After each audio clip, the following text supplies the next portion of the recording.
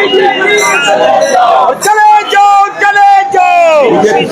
चले भारतीय कम्युनिस्ट पक्षाचा भारतीय कम्युनिस्ट पक्षाचा लढेंगे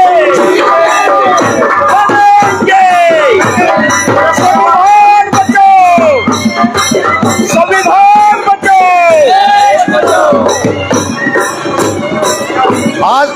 आजपासून भारतीय कम्युनिस्ट पक्षाने केंद्र सरकारच्या जनविरोधी धोरणाविरोधात बदलाव जरुरी आहे स्लोगन घेऊन 1 सप्टेंबरला दिल्लीच्या रामलीला मैदानावर प्रचंड रॅली आयोजित करण्यात आलेली आहे। या रॅलीची सुरुवात 6 ते 15 ऑगस्ट देशभर पदयात्रेने सुरुवात होत आहे।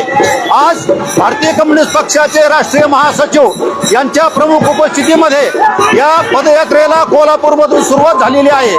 महाराष्ट्रातून जी पदयात्रा सुरू आहे, आज या पदयात्रेचा प्रारंभ या कोल्हापूर शाहूनगरीमधून सुरुवात झालेली आहे। या भाजप सरकारने निवडणुकीपूर्वी अनेक आश्वासनं दिले, पण त्यापैकी कोणतेही आश्वासन सरकारने पूर्ण केलेलं नाही। महागाई वाढत आहे, बेरोजगारी वाढत आहे, शेतकऱ्यांचे प्रश्न आहे, प्रत्येक जनविभागाचे प्रश्न हे सरकार सोडवण्यात अपयशी झालेलं आहे। उलट धार्मिक आणि जाती अजेंडा वापरून या ठिकाणी जनतेच्या मनामध्ये आपसामध्ये भांडण लावण्याचं काम केंद्र आणि राज्य सरकार करत आहे। या विरोधामध्ये भारतीय कम्युनिस्ट पक्षाने 1 सप्टेंबर रोजी दिल्ली येथील रामलीला मैदानावर प्रचंड रॅली आयोजित केलेली आहे। ही रॅली होण्यापूर्वी 6 ते 15 ऑगस्ट आपल्या संबंध महाराष्ट्रभर बदलाव जरुरी आहे पदयात्रेचा कार्यक्रम आयोजित केलेला आहे।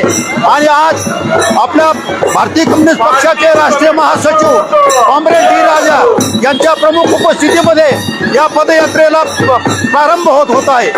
भारतीय कम्युनिस्ट पक्षाचा बदलाव जरुरी है, बदलाव जरुरी है।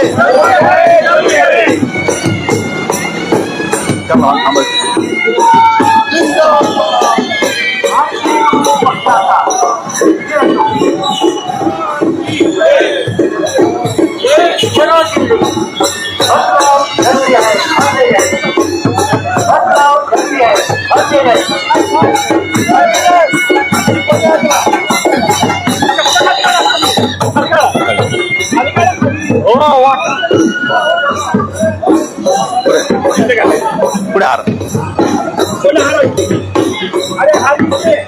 थांबा